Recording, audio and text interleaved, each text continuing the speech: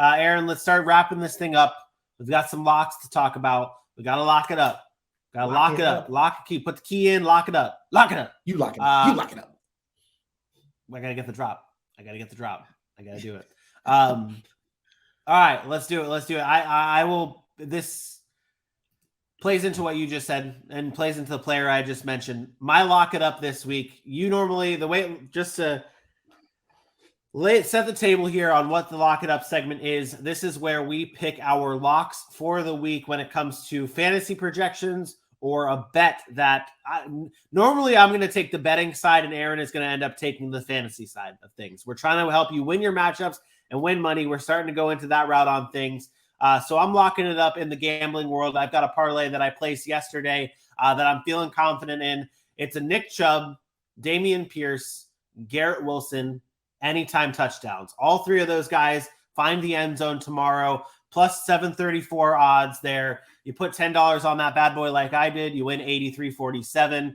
I think it's a good matchup there. You look at both defenses that those running backs are matched up against, two of the worst running back defenses in the NFL that's allowing touchdowns in just about every game they play against a running back. Like I did last week when I talked about James Conner, I said this on the running back show yesterday, you do not have to worry about the quarterback running it in when it comes to Dameon Pierce, okay? You don't have to worry about – with Deshaun Watson, you do have to worry about it a little bit more, but it's Nick Chubb. You have confidence in that offense to find Nick Chubb, getting him in the end zone. And then Garrett Wilson. I talked about him earlier before. 19.3 fantasy points per game, not started by Zach Wilson. 2 touchdowns last week was with Mike White.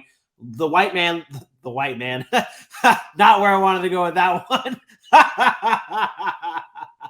Mike White loves Garrett Wilson. He will find him in the end zone. Give me Garrett Wilson, Nick Chubb, Dameon Pierce, anytime touchdowns tomorrow at plus 734 odds. $10 wins you 83-47. Go make that money.